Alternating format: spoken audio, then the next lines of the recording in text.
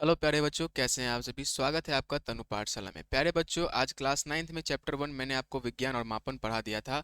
आज उसी चैप्टर का मैं आज क्या लेकर के आया हूं, ऑब्जेक्टिव क्वेश्चन लेके आया हूं। यानी उस चैप्टर से जितने भी ऑब्जेक्टिव क्वेश्चन पूछे जा सकते हैं, आज हम लोग इसी वीडियो में देखने वाले हैं कि इस चैप्टर्स के अंदर से कौन कौन से ऐसे ऑब्जेक्टिव है जो सीधे एग्जाम में भी पूछे जा सकते हैं, है ना। वो भी हम लोग देखेंगे कि इस चैप्टर में कितने ऑब्जेक्टिव निकल रहे हैं। आइए बच्चों, आज की इस वीडियो को स्टार्ट करते हैं। पहला क्वेश्चन क्या है बाबू? पहला क्वेश्चन है विज्ञान किसे कहते हैं। पहला क्वेश्चन हमारा क्या है? विज्ञान किसे कहते हैं। बताओ प्यारे बच्चों, विज्ञान किसे कहेंगे। ऑप्शन क्या क्या दिया हुआ है बाबू? विज्ञान दिया हुआ है प्रयोग द्वारा प्राप्त ज्ञान, किताबों से मिला ज्ञान, अनुमान से मिला ज्ञान, या इनमें से कोई नहीं। तो विज्ञान क्या है बाबू? प्रयोग द्वारा प्राप्त ज्ञान। यानी प्रयोग से जो ज्ञान प्राप्त किया जाता है वही हमारा क्या है प्यारे बच्चों? हमारा विज्ञान है। चलिए बच्चों आगे बढ़ते हैं, है ना। अब अगला क्वेश्चन क्या है? बोलता है भौतिक विज्ञान किसका अध्ययन करता है। भौतिक विज्ञान अध्ययन करता है किसका? भौतिक विज्ञान किसका अध्ययन करता है? तो भौतिक विज्ञान पेड़ पौधों का अध्ययन करता है, जीव जंतुओं का अध्ययन करता है, निर्जीव वस्तुओं का अध्ययन करता है, या सब मानव शरीर का अध्ययन करता है। तो याद रखना बाबू, भौतिक विज्ञान जो है वो निर्जीव चीजों का, यानी भौतिक विज्ञान जो है वो निर्जीव चीजों का अध्ययन करता है। यानी ऑप्शन नंबर सी आपका क्या हो जाएगा? ये करेक्ट हो जाएगा। और अगर पूछे पेड़ पौधों का अध्ययन कौन करता है और जीव जंतुओं का, तो वो कौन, क्या बायोलॉजी हो गया, यानी है ना, वो करता है, जीव विज्ञान करता है। आइए बच्चों अगला पढ़ते हैं। तीसरा ऑब्जेक्टिव क्या है हमारा? वनस्पति विज्ञान किसका अध्ययन करता है। तीसरा ऑब्जेक्टिव क्या है हमारा? वनस्पति विज्ञान किसका अध्ययन करता है? मानव का, जीव जंतु का, पेड़ पौधों का, या धातु का। तो बाबू वनस्पति विज्ञान में हम लोग क्या करते हैं? पेड़ पौधों का अध्ययन करते हैं। वनस्पति विज्ञान में हम लोग किसका अध्ययन करते हैं? इसमें करते हैं पेड़ पौधों का अध्ययन करते हैं। और जूलॉजी में, है ना, प्राणी विज्ञान में, जूलॉजी में यानी प्राणी विज्ञान में हम लोग किसका अध्ययन करेंगे? प्राणी विज्ञान में जीव जंतुओं का अध्ययन करेंगे। और वनस्पति में किसका अध्ययन करेंगे? पेड़ पौधों का अध्ययन करेंगे। आ गया समझ में? चलिए आगे बढ़ते हैं। यानी ऑप्शन नंबर सी आपका क्या हो जाएगा? करेक्ट आंसर हो जाएगा। अब अगला क्या है हमारा? वैज्ञानिक विधि का पहला चरण क्या होता है। वैज्ञानिक विधि मैंने आपको बताया था कितने चरण थे वैज्ञानिक विधि के? 5 चरण होते हैं। वैज्ञानिक विधि के टोटल कितने चरण होते हैं? वैज्ञानिक विधि के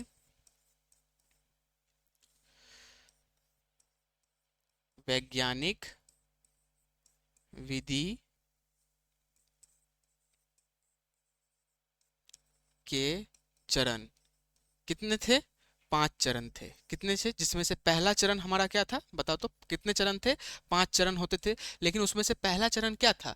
निष्कर्ष, परिकल्पना, प्रेक्षण या सुधार। तो वैज्ञानिक विधि का पहला चरण हमारा क्या हो जाएगा बाबू? प्रेक्षण हो जाएगा, यानी ऑब्जर्वेशन। समझ में आया? प्रेक्षण हो जाएगा वैज्ञानिक विधि का, यानी ऑप्शन नंबर सी आपका क्या हो जाएगा? इसमें करेक्ट हो जाएगा। चलिए आगे बढ़ते हैं। पांचवा सवाल क्या कहता है? मापन के लिए क्या आवश्यकता है। मापन मतलब किसी भी चीज को मापते हैं, इसके लिए क्या आवश्यकता पड़ती है। यानी केवल मशीन का उपयोग पड़ता है, या मात्रक और संख्या का उपयोग पड़ता है, केवल मात्रक का उपयोग करता है, या केवल संख्या का। मैंने आपको बताया था किसी भी चीज को मापने के लिए हमें किसकी आवश्यकता पड़ेगी बाबू? मात्रक और संख्या। यानी कोई भी यूनिट, जैसे मीटर का और संख्या का, संख्या जैसे 2 मीटर गुना 2 मीटर, तो बाबू यही हमारा, यानी ऑप्शन नंबर सी जो बी जो होगा ये हमारा क्या हो जाएगा? करेक्ट आंसर हो जाएगा। ऑप्शन नंबर बी हमारा क्या हो जाएगा? Correct answer. यानी मापन के लिए क्या आवश्यकता है? मात्रक और संख्यांक, ये दोनों आवश्यकताएं होती है। चलिए बच्चों आगे बढ़ते हैं। अगला क्वेश्चन हमारा क्या है? अगला क्वेश्चन है हमारा मीटर। मीटर किसका मात्रक है? मैंने आपको पढ़ाया था मीटर किसका मात्रक है, बताओ तो। मीटर जो है हमारा किसका मात्रक होगा? जो मीटर होगा समय का, द्रव्यमान का, लंबाई का, या ताप का। तो बाबू ये लंबाई, यानी ऑप्शन नंबर सी, लंबाई का मात्रक क्या होता है? मीटर होता है। तो मीटर किसका मात्रक है? तो आपको क्या बोलना है? लंबाई का मात्रक। यानी लंबाई का मात्रक क्या है? मीटर है। एकदम याद कर लो, है ना। चलिए अगला क्वेश्चन आप लोग देखते हैं। अगला क्वेश्चन क्या बोल रहा है हमारा? अगला क्वेश्चन बोल रहा है संख्यांक क्या बताता है। संख्यांक जो है ये क्या बताता है? संख्यांक हमारा क्या बताता है?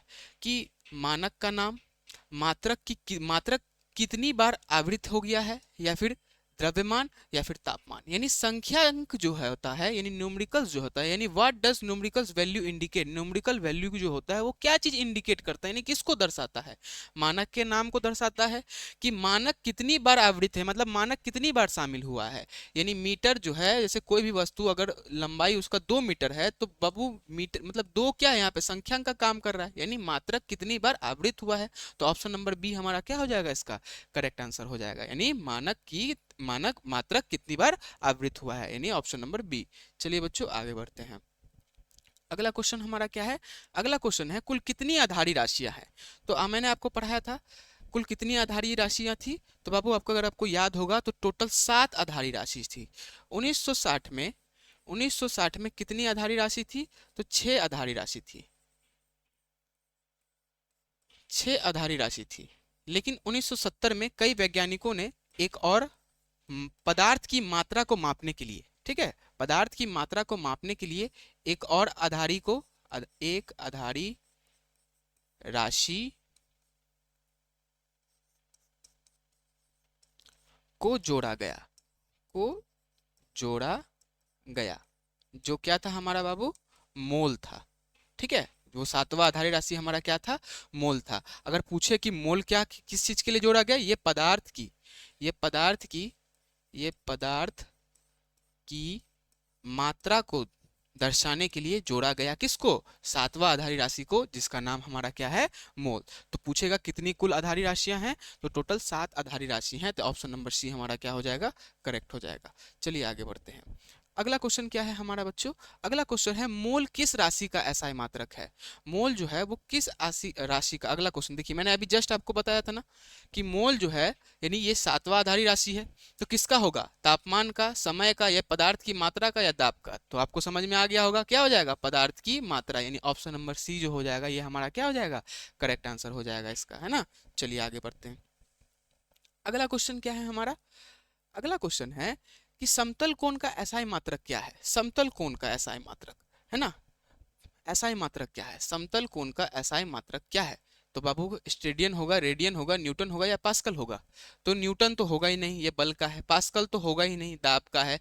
और रेडियन स्टेडियन में क्या हो जाएगा? तो बाबू रेडियन, यानी ऑप्शन नंबर बी जो हो जाएगा ये हमारा करेक्ट हो जाएगा। ठीक है, और इसको सूत्र को हम लोग संक्षेप में कैसे लिखते हैं? सिंबल में आर ए डी को लिखते हैं। आर ए डी मतलब क्या हो गया? रेडियन। आर ए डी का मतलब क्या हो गया? रेडियन। तो पूछे समतल कोण का एसआई मात्रक, तो आप क्या बताओगे? रेडियन होता है। समतल कोण का एसआई मात्रक क्या होता है? रेडियन होता है। चलिए आगे बढ़ते हैं। अगला क्वेश्चन क्या है हमारा?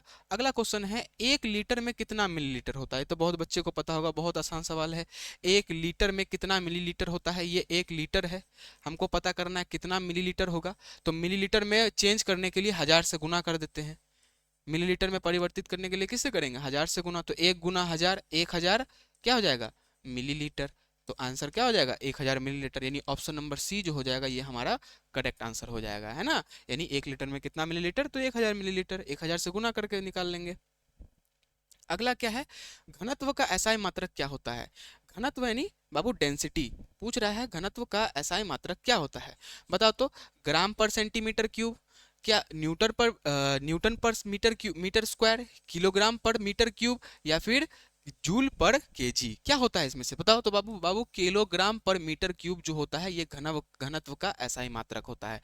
घनत्व का एसआई मात्रक क्या होता है? किलोग्राम पर मीटर क्यूब होता है। एकदम याद रखना, ये किसका मात्रक होता है? किलोग्राम पर मीटर क्यूब। और जब पूछे घनत्व का मात्रक जब सीजीएस पद्धति में, तो ग्राम पर मीटर पर सेंटीमीटर क्यूब होता है, ये सीजीएस पद्धति में। ठीक है, ये याद रखना है। तो इस क्वेश्चन का आंसर क्या हो जाएगा? घनत्व का एसआई मात्रक क्या हो जाएगा हमारा? किलोग्राम पर मीटर क्यूब हो जाएगा। चलिए आगे बढ़ते हैं।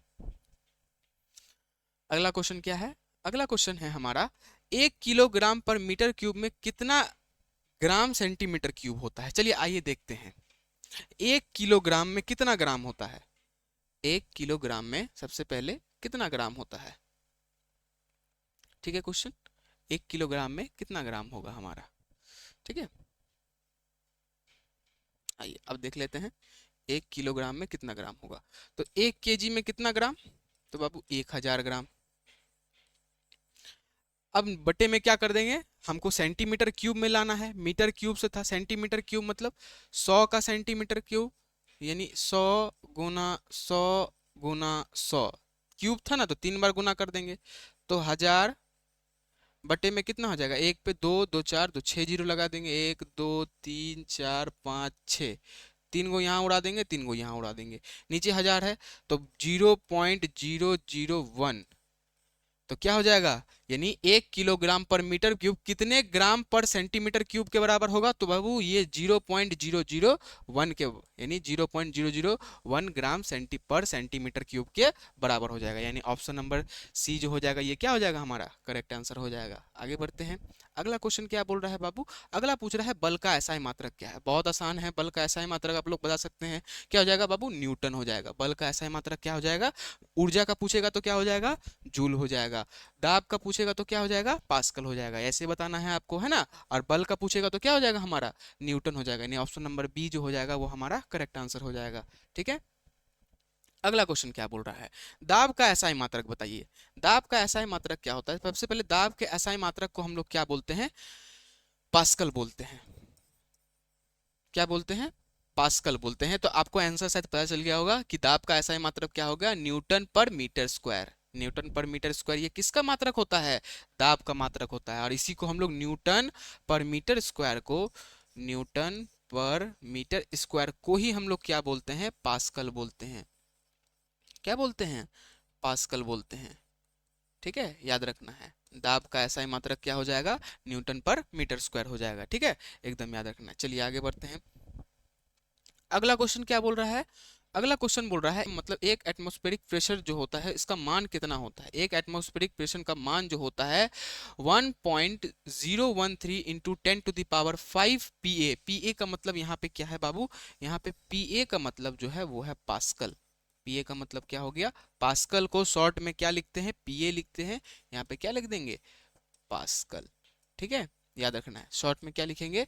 पास्कल लिखेंगे। समझ में आ गया कि एक एटम जो होता है वो किसके बराबर होता है? हमारा 1.013 इंटू 10⁵ एक एटॉमिक प्रेशर का हमारा मान होगा। यानी 1 ATM is approximately equal to, ATM मतलब एटमॉस्फेरिक प्रेशर का मान होगा। ठीक है, चलिए दूसरा। अब अगला क्वेश्चन क्या है? 17वां क्वेश्चन जो है, 17 नंबर क्वेश्चन जो है वो क्या कह रहा है? वो कह रहा है केल्विन में 0 डिग्री सेल्सियस कितना होता है?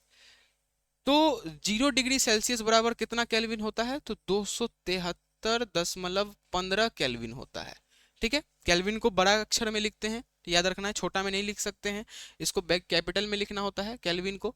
यानी लगभग में हम लोग कितना लिखते हैं? 273 केल्विन लिखते हैं। ये हो जाता है हमारा लगभग, हम लोग यही लिखते हैं 273 केल्विन लगभग। ठीक है, तो कितना हो जाएगा? तो क्या बोल रहा है क्वेश्चन? केल्विन में 0 डिग्री सेल्सियस कितना होता है? 0 केल्विन, 100 केल्विन, 273 केल्विन या 373 केल्विन। तो ऑप्शन नंबर सी इसका क्या हो जाएगा? करेक्ट आंसर हो जाएगा। यानी 273 केल्विन। अभी बताया 0 डिग्री सेल्सियस मतलब कितना होता है? 273.15 केल्विन, यानी 273 केल्विन। चलिए आगे बच्चों बढ़ते हैं। अगला क्वेश्चन क्या है? ऊर्जा का एसआई मात्रक क्या है? बहुत आसान का सवाल। अभी मैंने जस्ट थोड़ी देर पहले आपको बताया ऊर्जा का एसआई मात्रक क्या हो जाएगा। तो ऊर्जा का एसआई मात्रक क्या हो जाएगा? जूल हो जाएगा। ऊर्जा बोले, ठीक है, याद रखिए, ऊर्जा बोले, उष्मा बोले या फिर कार्य बोले, इन तीनों का जो एसआई मात्रक होता है हमारा, एसआई मात्रक यानी एसआई यूनिट जो होता है वो क्या होता है? जूल होता है। क्या होता है? जूल, जिसको जे से, कैपिटल जे से हम लोग डिनोट करते हैं, याद रहना चाहिए। ऊर्जा बोले, उष्मा बोले या कार्य बोले, इन सभी का एसआई मात्रक क्या होता है? हमारा जूल होता है। तो इसका एसआई मात्रक क्या होगा? हमारा जूल हो जाएगा, जिसको हम लोग किससे डिनोट करेंगे? जे से डिनोट करेंगे। ठीक है, चलिए आगे बढ़ते हैं। अगला क्वेश्चन क्या है? 1 कैलोरी बराबर कितना जूल होता है? याद रहना चाहिए। 1 कैलोरी बराबर कितना जूल? 1 कैलोरी बराबर, कैलोरी को कैसे लिखते हैं? CAL। 1 कैलोरी बराबर होता है 4.186 जूल, जिसको हम लोग क्या लिखते हैं? 4.2 जूल लिखते हैं।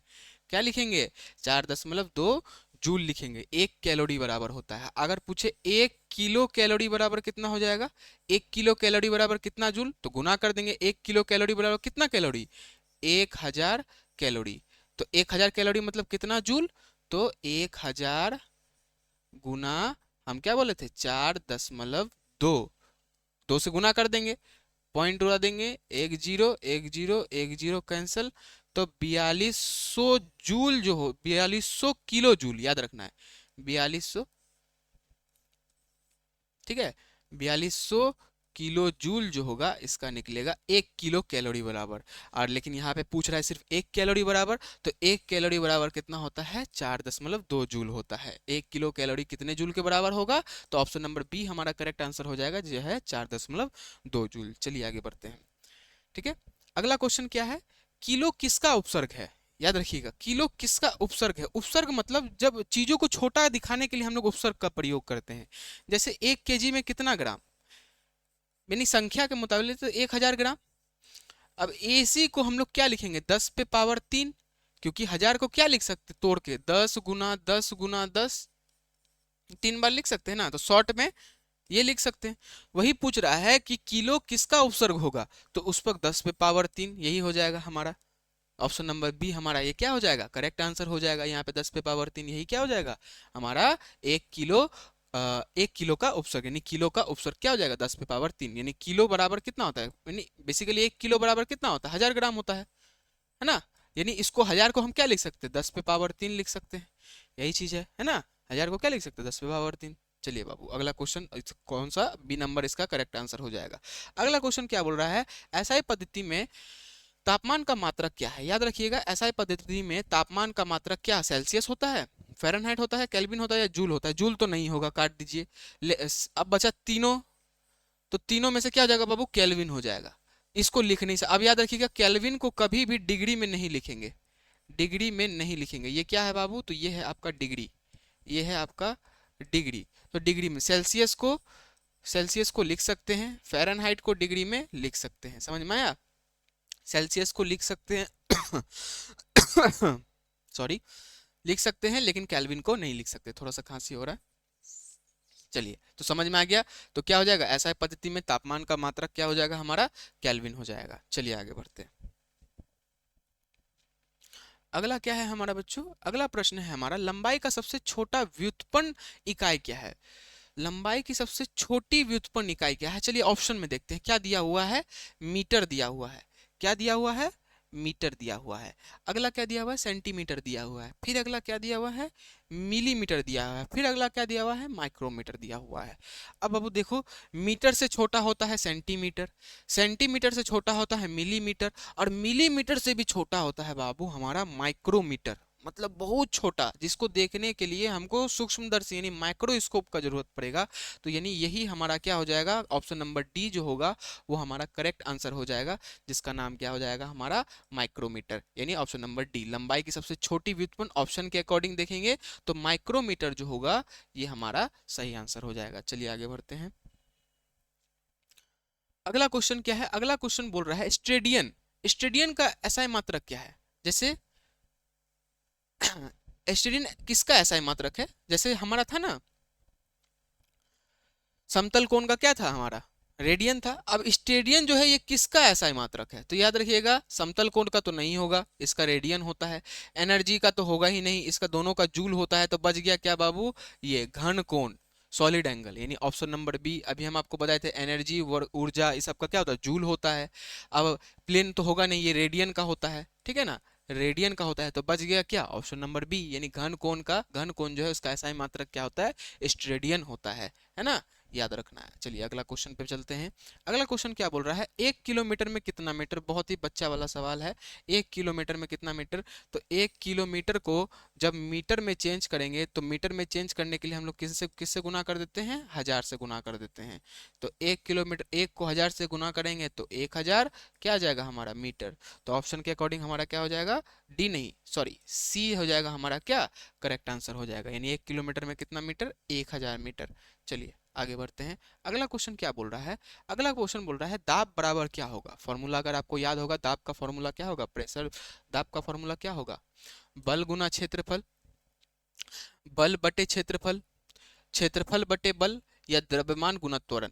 कि क्या हो जाएगा, तो बाबू बी, बल बटे क्षेत्रफल जो हो जाएगा ये हमारा क्या हो जाएगा, बिल्कुल करेक्ट आंसर हो जाएगा, है ना। करेक्ट आंसर क्या हो जाएगा, बी हो जाएगा, बल बटे क्षेत्रफल हो जाएगा। अगला क्वेश्चन क्या है, अगला क्वेश्चन है मापन मुख्य रूप से एक प्रक्रिया है। अब बताइए, मापन जो है एक मुख्य रूप से प्रक्रिया है, कौन सी प्रक्रिया है बाबू, क्या वो गणना करने का है, गणना यानी मापन जो है गणना करने का है, बदलने का है, तुलना करने का है, या अंतर स्पष्ट करने का है। गणना करने का तो नहीं होगा, बदलने का ये भी नहीं होगा। अब बोल रहा है अंतर स्पष्ट करने का, तो अंतर स्पष्ट नहीं करने का, तो बाबू क्या हो जाएगा, इसका सी नंबर इसका करेक्ट आंसर हो जाएगा। तुलना करने का यानी मापन क्या करता है, तुलना। हो सकता है ये किताब जो है, एक किताब है, इधर एक कॉपी है। ये किताब का पूरा क्षेत्रफल मान लेते हैं हम लोग कितना है, 20 सेंटीमीटर स्क्वायर है। हो सकता है इसका 50 सेंटीमीटर स्क्वायर है। तो मापन अलग, सबका मापन अलग अलग होता है ना। तो क्या करेगा, ये तुलना ही है। ये किताब 20 सेंटीमीटर स्क्वायर इसका क्षेत्रफल है, ये इसका 50 सेंटीमीटर स्क्वायर क्षेत्रफल है, तो अलग अलग हुआ ना। तो उसी तरह से बाबू क्या हो जाएगा, तुलना करने का क्या है, मापन एक मुख्य रूप से एक प्रक्रिया है तुलना करने की। नहीं नहीं, इससे क्या किया जाता है, तुलना किया जाता है। ठीक है, चलिए आगे बढ़ते हैं। अगला क्वेश्चन क्या है, किसी राशि को पूर्ण विवरण के लिए आवश्यक होता है। किसी राशि के लिए पूर्ण विवरण के लिए क्या आवश्यक होता है, कोई भी राशि है उसके पूर्ण विवरण के लिए, मतलब उसको पूर्ण समझने के लिए हमें क्या चीज चाहिए, यानी to fully specify a quantity you need. तो क्या हो जाएगा, मात्रक का जरूरत होगा, मतलब संख्यांक का जरूरत होगा, या न्यूमेरिकल वैल्यू का जरूरत होगा, या दोनों का जरूरत होगा, या इनमें से कोई नहीं होगा। तो बाबू दो चीज चाहिए। अगर परिमाण निकालते हैं, किसी भी वस्तु का अगर परिमाण निकालते हैं, तो परिमाण बराबर क्या होता है, संख्या, संख्या गुना मात्रक होता है ना, संख्या गुना मात्रक। तो बाबू दोनों का जरूरत पड़ा ना, संख्या का भी और मात्रक का भी। तो ऑप्शन नंबर, अब बताइए क्या हो जाएगा, सी, यानी मात्रक का भी और संख्यांक का भी। तो ऑप्शन नंबर सी इसका क्या हो जाएगा, करेक्ट आंसर हो जाएगा। चलिए बच्चों आगे बढ़ते हैं। अगला क्वेश्चन क्या है हमारा, अगला क्वेश्चन है एसआई पद्धति में कितने आधारी राशि हैं। तो मैंने पहले भी बताया है, एसआई पद्धति में टोटल कितने आधारी राशि हैं। तो बाबू याद रखिएगा 7 आधारी राशि है। कितने आधारी राशि है, एसआई पद्धति में टोटल कितने आधारी राशि है, 7वां। और 7वां जो आधारी राशि है, हम वापस बता देते हैं, 7वां जो आधारी राशि है, आधारी राशि वो क्या है हमारा, मोल है। 7वां जो आधारी राशि है वो क्या है, मोल है। ठीक है, याद रखना है। जिसका काम क्या है, पदार्थ की मात्रा, यानी ये क्या पता करता है, पदार्थ में कितनी मात्रा है, यानी पदार्थ की मात्रा का पता लगाने में किसका मदद लेते हैं, मोल का, पदार्थ की मात्रा का। ठीक है, समझ में आ गया। चलिए आगे बढ़ते हैं। अगला क्वेश्चन क्या है, अगला क्वेश्चन है इनमें से कौन आधारी राशि नहीं है। आपको ये बताना है अब इनमें से कौन जो है वो आधारी राशि नहीं है। अब द्रव्यमान जो है ये तो क्या है बाबू, क्या है, ये तो आधारी राशि है, द्रव्यमान तो है ना।